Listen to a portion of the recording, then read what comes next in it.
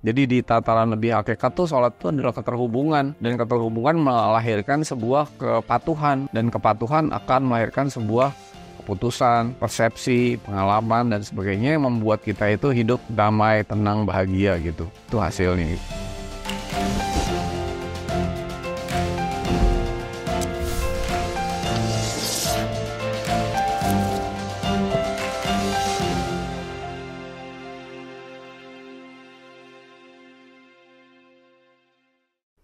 Assalamualaikum, selamat datang di Tiga Fakir. Nggak tahu apa-apa, nggak bisa apa-apa, dan bukan siapa-siapa. Masih bersama saya Abu, Sony, Dame. Oke, dan kita masih menyelami sholat. Kita udah bicara tentang syariat, bahwa sholat itu jembatan, dan ternyata multi perspektif tentang sholat yang tidak hanya dalam wilayah gerakan, tidak hanya yang konteksnya waktu gitu, tetapi luas sekali ketika kita memaknai sholat. Dan mudah-mudahan ini membawa kita terus meluaskan pikiran kita, meluaskan hati kita untuk kita bisa ngelihat dari sudut pandang yang lebih luas lagi juga, helikopter view, sehingga pemahaman kita juga semakin luas. Dan kita selalu mendisklaimer bahwa kita tidak meyakinkan sesuatu, kita tidak hendak mengajari, memberikan wejangan atau menceramai, tetapi kita para fakir yang terus belajar, yang mungkin mewarnai, memberikan warna begitu ya, memberikan puzzle-puzzle yang mudah-mudahan hasil dari apapun diskusi kita dan pemikiran-pemikiran ini mewarnai perjalanan kita bersama. Nah, kita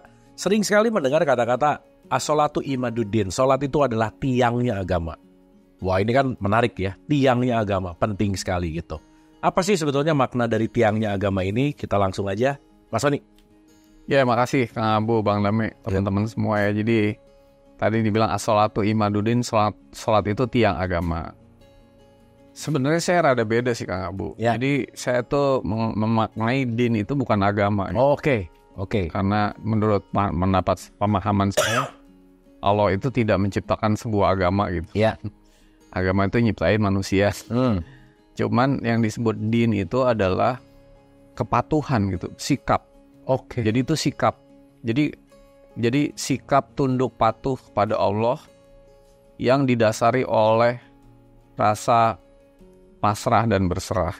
Makanya dibilang ad-dinul Islam, inna dina indallahil Islam. Sesungguhnya sikap yang Allah paling ridhoi itu adalah pasrah dan berserah gitu. Di luar itu enggak gitu.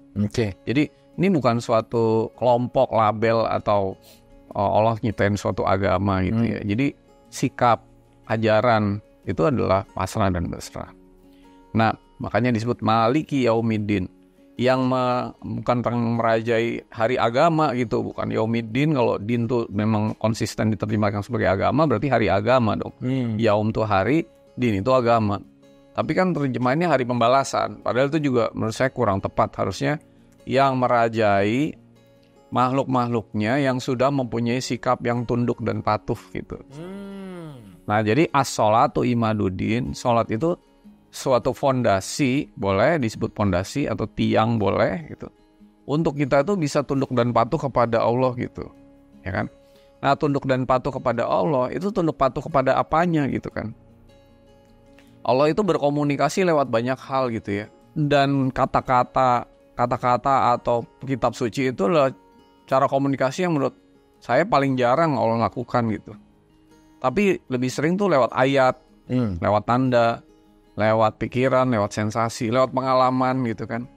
Itu semua adalah cara Allah berkomunikasi kepada kita gitu. Bagaimana caranya bisa tunduk dan patuh kepada Allah atau mempunyai din yang pasrah dan berserah atau dinul Islam, kalau kita tidak terhubung gitu. Lalu dia tunduk patuh sama siapa gitu? Tidak pernah tidak terkoneksi oleh kepada kesadaran yang semesta yang besar itu, sehingga tidak terjadi aliran gitu. Dalam bentuk petunjuk, dalam bentuk kata-kata, dalam bentuk komunikasi atau munajat, nanti kita bahasnya detail tuh di sholat. Sehingga dia tunduk patuhnya gimana caranya mau tunduk patuh kepada Allah, kitanya nggak terhubung ke Allah gitu. Berarti ya memang harus sholat dulu gitu. Kalau sholat itu dimaknai sebagai sebuah keterhubungan atau connection gitu. Jadi sebelum bisa tunduk dan patuh, kita harus terhubung dulu dengan Allah. Nah, caranya mungkin kita harus nanti di episode berikutnya mungkin harus praktek ya. Tapi saya mau gambarin gini, as-sholatu imaduddin, sholatu tiang agama tuh gini. Jadi Ketika saya sudah terhubung kepada Allah, ya Allah, saya mesti ngomong apa nih gitu. Sekarang gitu. Alirannya gimana nih? Aku harus melakukan apa dalam masalah ini, dalam hidup ini gitu. Aku harus ngapain gitu. Aku harus menyelaraskan kehendak saya dengan kehendak Allah. Kehendakmu tuh apa gitu atas ini gitu. Itu semua kan akan ada aliran. Nah ini yang menariknya gini ya. Allah itu berkata-kata kepada atau berkomunikasi dengan siapa saja, kapan saja gitu. Masalahnya bukan kepada siapa dan kapan, tapi siapa yang mau dengar gitu. Oke. Karena ke siapapun dia yang nggak dengar ya nggak connect. Iya, yes. Dia berkomunikasi kepada siapapun, kapanpun. Jadi pertanyaannya bukan kepada siapa Allah berkomunikasi atau kapan Allah berkomunikasi, bukan siapa yang mau dengar. Nah, mau dengar itu kan harus terhubung gitu. Oke. Jadi listen. Sering kita bilang listen harus silent.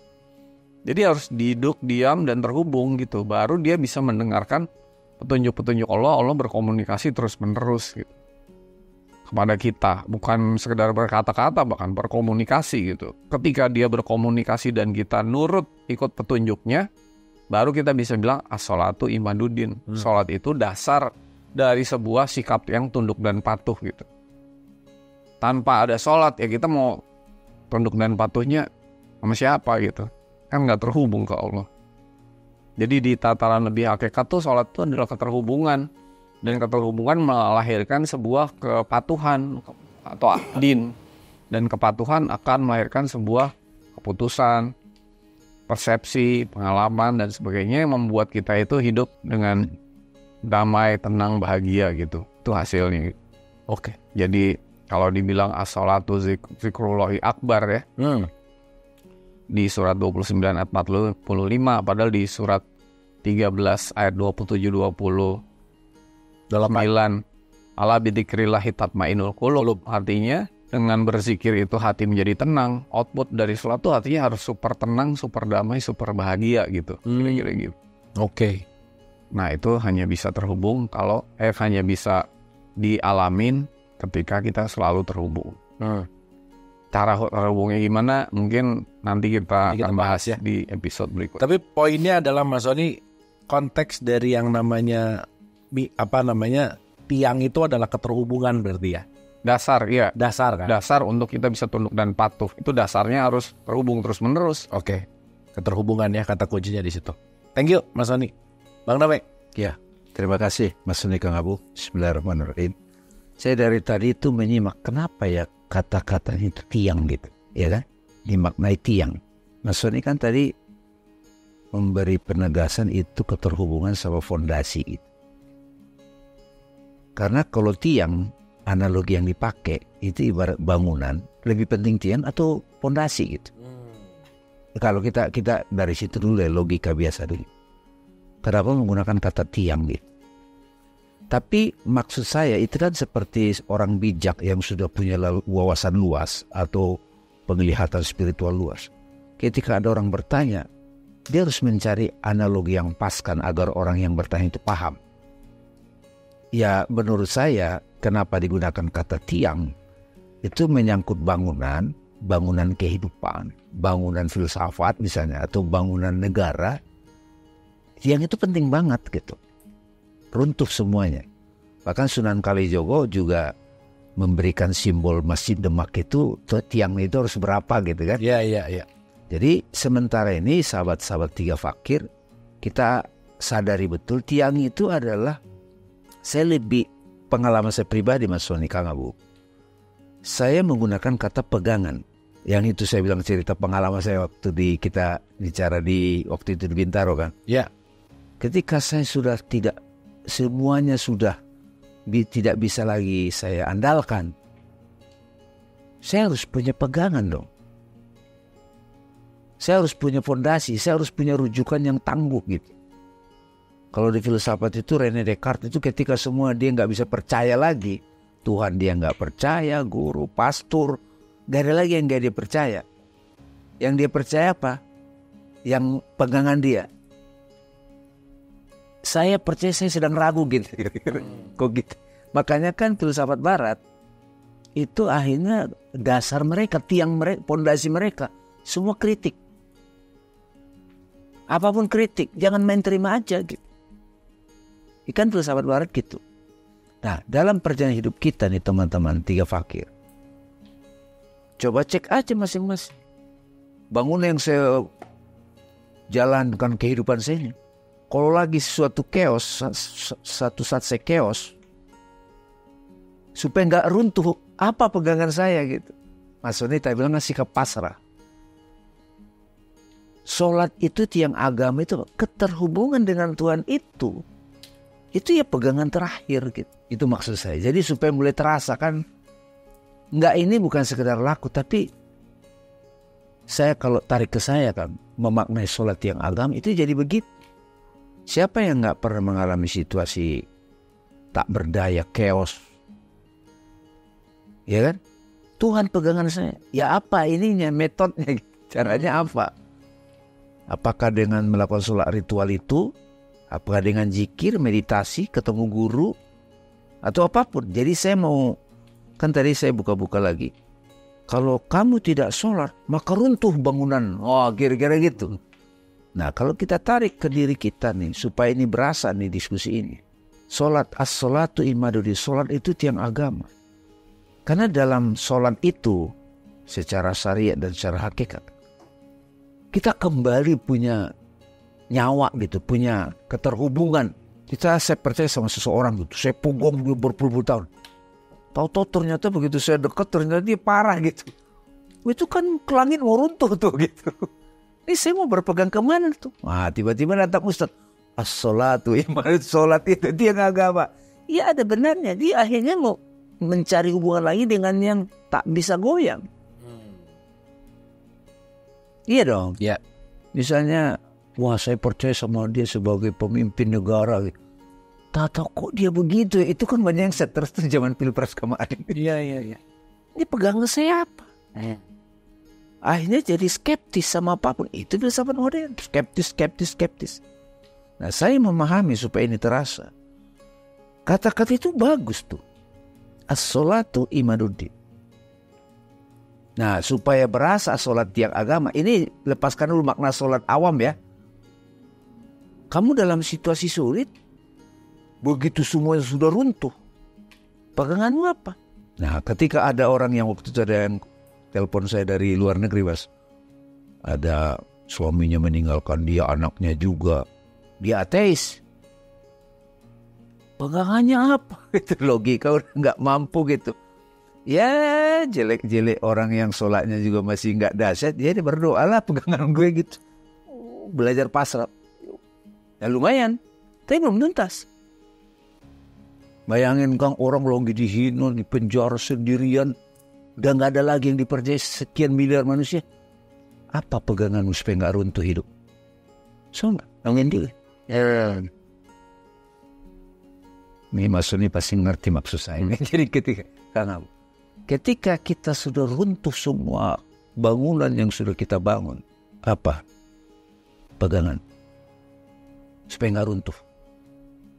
Ini kan bukan sholat-sholat yang biasa nih maksudnya. Betul. Di dalam sholat berarti lu terhubung lagi dengan yang hakiki. Ya.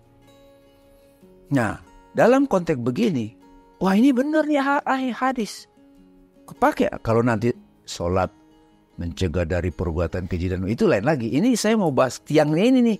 Ya. Karena itu kita jadikan tema kan. Betul. Kalau kemarin sholat syariat, sholat itu syariat. Sholat itu tiang agama maksudnya. Kalau dalam konteks filsafat, semua itu untuk kalau logikanya nggak masuk.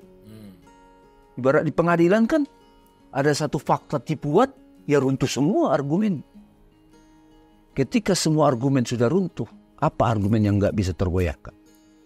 Sholat yang apa? Dalam sholat bukan sekedar laku nih, tapi keterhubunganmu dengan Tuhan itu.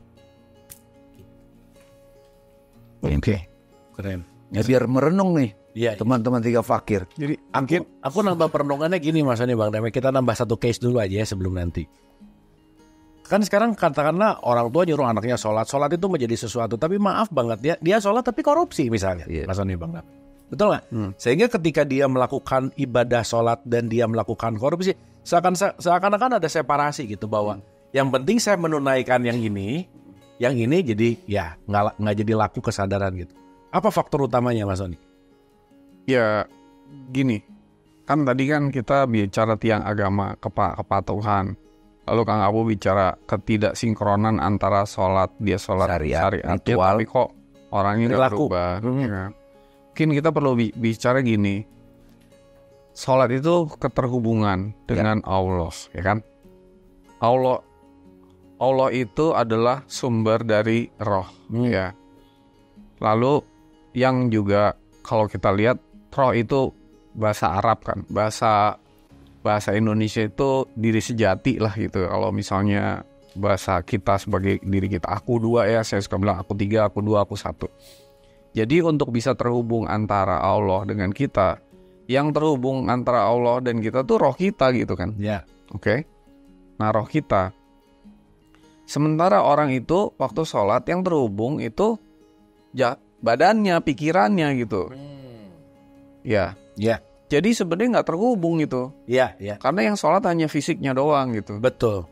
Hatinya, rohnya, jiwanya nggak ikut sholat gitu. Betul. Jadi nggak merubah dirinya, itu kayak suatu akhirnya jadi ritual fisik gitu. Ya, jadi waktu sholatnya pun dia nggak terhubungan sama Tuhan gitu.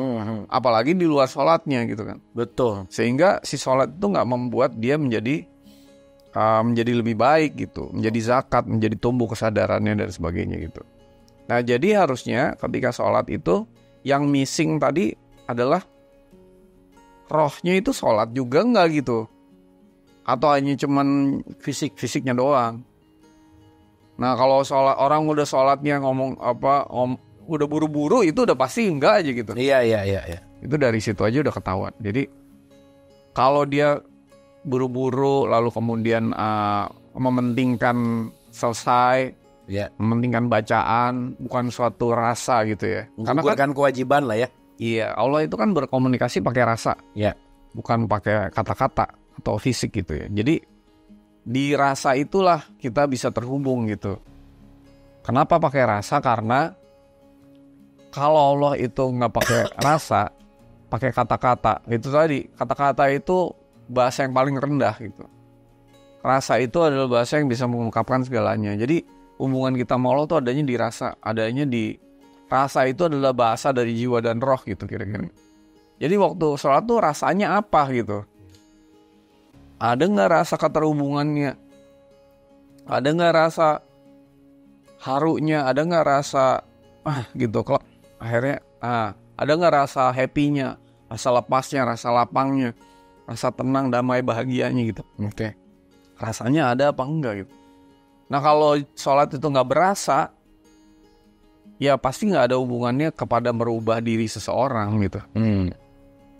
Nah pertanyaannya sekarang, misalnya ada orang yang cara terhubung sama Allahnya duduk diam gini, tapi dia bisa rasa nih langsung tek gitu. Sama orang yang sholatnya gerakannya beda kayak sholat orang Islam, tapi dia nggak pernah berasa gitu sholatnya. Mana yang lebih terhubung sama Allah gitu? Yang diam lah ya. Nah, ya. Jadi makanya syariat itu hanyalah suatu metode gitu, suatu cara, tata cara peribadatan. Yang lebih penting itu adalah hubungannya gitu. Coba dia baca sesuatu tuh terhubung nggak gitu? Iya, Kang Abu. Ya, sedikit ya. Coba ganti kata sholat itu keterhubungan dengan Tuhan. Keterhubungan dengan Tuhan itu adalah pondasi tiang. Keterhubungan. Iya. Sholat itu udah jadi padetan sih ya. Makanya susah banget. Solid gitu ya. Iya. Jadi makanya saya bilang, saya kan dari tadi itu tiang itu analogi sebuah bangunan kehidupan. Kita kan membangun kerajaan bisnis loh. Tiba-tiba rugi gitu, ada yang nilap uang kita gitu. Itu kan runtuh semua. Dan dalam situasi seperti itu, kan terasa tuh. Wah ini pegangan gue apa nih yang gak bisa tergoyahkan lagi. Nah makna sholat yang saya maksud itu bukan gerakan itu metode untuk menjaga, membiasakan diri agar kita selalu terhubung. Nanti akan berdampak dalam kehidupan. Saya pribadi saya mengalami itu.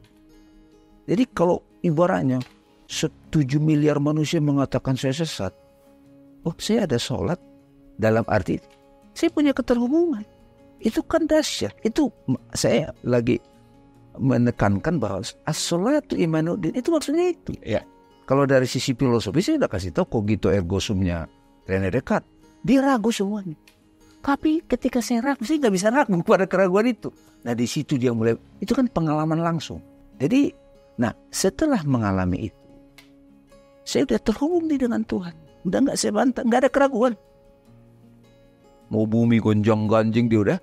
Saya pingin itu cuma sekali-sekali. Ya. Saya pingin ada satu bentuk metode untuk bisa selalu akrab dengan itu. Terhubung terus. Terhubung, intimasi bah. Nah kalau sudah begini, makanya kan orang nggak disuruh sholat dulu kalau belum ada kesaksian dong. Iya. Iya kan?